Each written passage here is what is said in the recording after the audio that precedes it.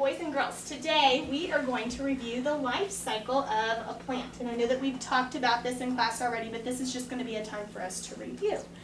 So the first thing we're going to do is look at the parts of the plant. Can somebody tell me, we need to figure out what we are going to do on this page first. It says use the eraser to uncover the parts of the flower, then use the magnifying glass to reveal the function of each part of the plant. Okay, so can somebody tell me what part of the flower is this? What would that be called? Flower. The petal. Let's see. It is the flower or the petal. Very good. What part of the flower is this? The leaf. Very good. What part is this right here? Now it says we can use the magnifying glass so that we can see the parts of the flowers. So it says the flower is the part that attracts insects and produces seeds. The stem supports the plant. The roots take in the water and the nutrients. And the leaf does the big jobs, right? The site of photosynthesis, transpiration, and absorbs carbon dioxide and it releases oxygen. Very good. Okay, let's go back to our main menu and the parts of the flower. Okay, somebody tell me, what would I drag into this first box? Right here, it's talking about this whole piece right here. We said, we related it to something in social studies. The pistil. Okay, let's see if that works. I'm going to drag it in there. Yay, good job.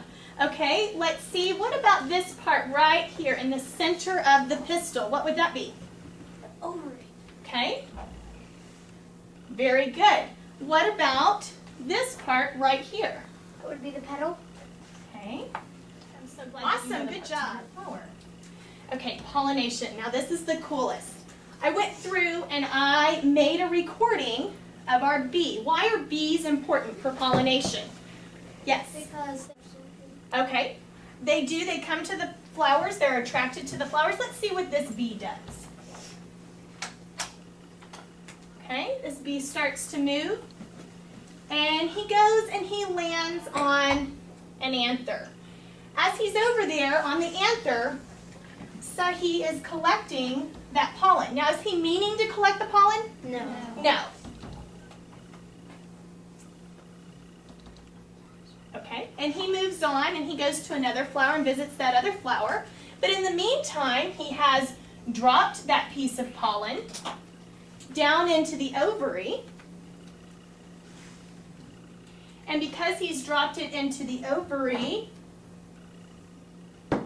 you can see here now that when he dropped it into the ovary, it went all the way down and now it's going to form a seed. Was it a seed before? No. No, it was an egg before, but now it becomes a seed. This part of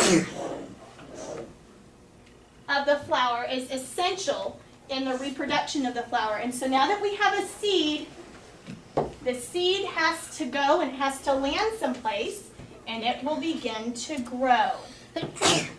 Let's look at a little bit of growth. Okay, this is the seed right here. And once it receives some water in the ground, it will start to grow. What part of the plant do you think that is? Root. The root. What do you predict is going to come out of the seed next? What do you predict? The flower. No. Okay.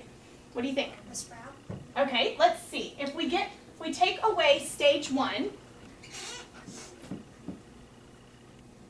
what part is starting to come out? Oh, the The leaves. leaves, okay? Because what part of the plant is going to help it grow? The leaves, okay? It needs the root first to get the water, and then the leaves. And then eventually,